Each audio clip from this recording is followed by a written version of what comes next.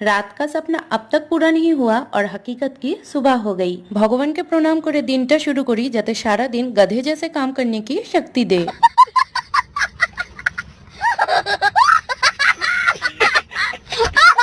Good morning, welcome back to my another mini blog. পাখি এসে খাই দেখে জানলার এই জায়গাটাতে আমি মুড়ি দিয়ে রেখেছি, আর জাস্ট মুড়িটা দিয়েই উঠলাম আর দেখো পাখি চলেও এসেছে খেতে। সাধারণত এখন চড়াই পাখি দেখাই যায় না, কারণ এই পাখিটি দূষণ জায়গায় থাকতেই পারে না। শহরে তো এর জনগণ খুবই কমে গেছে, কারণ শহরে তো গাছপালা কেটে কুটে আমরা তাদের জনসংখ্যাই কমে দিয়েছি।